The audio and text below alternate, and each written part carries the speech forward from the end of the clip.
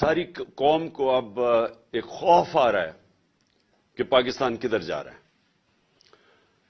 7.5 لاکھ پاکستانی اور جن میں ٹاپ پروفیشنلز تھے وہ صرف پچھلے 7 مہینے میں ملک چھوڑ کے چلے گئے، اور مجھے جبل علی سے میسج آئی کہ جو 7 مہینے میں جبل علی میں پاکستانیوں نے انویسٹ کیا ہے انڈسٹریل اسٹیٹ میں، وہ پچھلے 10 سال میں نہیں کیا۔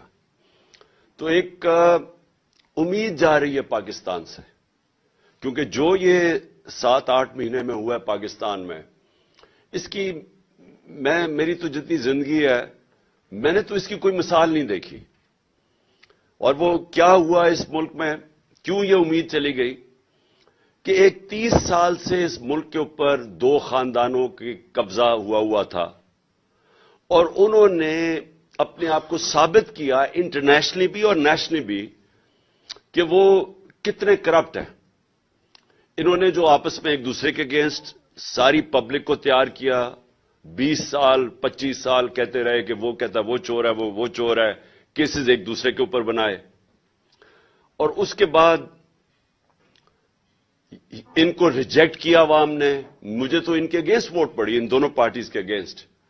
تو ان کو جب پھر مسلط کیا گیا، میرے خیال میں یہ پاکستان کی سب سے بڑی ٹریجڈی ہے۔ میری زندگی میں نے کبھی اس طرح کا، یہ جو آج مایوسی آپ دیکھ رہے ہیں، یہ اس کی وجہ سے ہے۔ اور یہ کیونکہ ایک اکانومی کا سیمینار ہے، میں پہلے یہ کہنا چاہتا ہوں کہ اکانومی جو ہے وہ پالیٹکس سے کنیکٹڈ ہے۔ کوئی دنیا کے اندر اکانومی آئسولیشن میں نہیں چلتی۔ اس کی اگر آپ پورا پیچھے بیک گراؤنڈ نہیں سمجھتے تو آپ یہ نہیں کہہ سکتے کہ آج حالات یہ اکانومی کے کیوں بگڑ گئے، کیونکہ آپ کو سمجھنا پڑے گا کہ کس بیک گراؤنڈ کے اندر یہ سب کچھ ہو رہا ہے۔ اور اس کا بہت بڑا پھر کہ آگے اگر ہم نے جانا ہے تو اس کے لیے کیا کرنا پڑے گا۔ جب تک اس کا صحیح انالیسز نہیں ہوتا، آپ اس کا صحیح معنی کے اندر سولوشن نہیں نکال سکتے کہ آگے ملک نے اب اس دلدل میں سے کیسے نکلنا ہے۔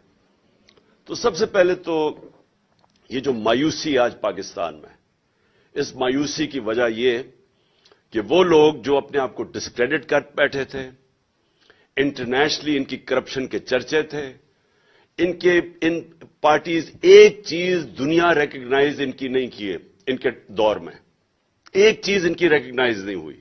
ان کے 20 25 30 سالوں میں صرف ایک ہی چیز ہوتی تھی کہ ان کی کرپشن کے باہر اخباروں کے اندر، ان کے میڈیا پہ ڈاکیومنٹریز بنی، princess and the play boy, اور پتہ نہیں الفرڈ ٹو پاکستان، وہ جو کرپشن کی ملن حدیبہ پیپر مل کی تھی۔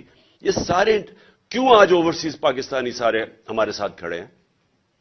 کیونکہ اوورسیز پاکستانیز وہاں باہر بیٹھ کے ان کو ایک بہتر پکچر نظر آ رہی ہے کہ انہوں نے کتنا پاکستان کا نام بدنام کیا باہر۔ کیوں وہ ان کے اتنے اگینسٹ ہیں؟ کیوں کبھی اتنے ایسے ڈیمونسٹریشنز ہوئے ہی نہیں پاکستان کی تاریخ میں؟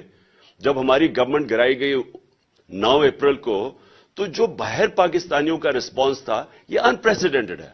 اندر بھی انپریسیڈنٹڈ تھا، باہر بھی انپریسیڈنٹڈ تھا، کیونکہ لوگوں کے اندر ایک خوف بھی آیا کہ ان کو واپس لے آئے ہیں، اور دوسرا ایک لوگوں نے اپنا بتایا کہ ہم ریجیکٹ کر رہے ہیں ان کو۔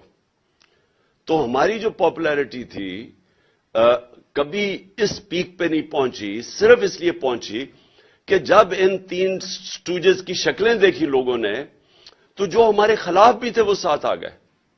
اور ہماری یہ جو انپریسیڈنٹڈ پاپولیرٹی ہے، جس کی وجہ سے یہ سارے الیکشنز جب نام سنتے ہیں تو کانپیں ٹانگنی شروع ہو جاتی ہیں، کیونکہ یہ خوف زدہ ہیں۔ ان کو پتہ ہے کہ پبلک کدھر کھڑی ہو گئی ہے۔ تو سارا جو سٹیٹس کو کا سیٹ اپ ہے، وہ سارا مل کے ایک چیز پہ متفق ہے کہ الیکشن نہیں کروانے، اور بدقسمتی سے ان کے الیکشن ہی ایک سولوشن ہے جو اگر ہم نے اس میں سے نکلنا ہے۔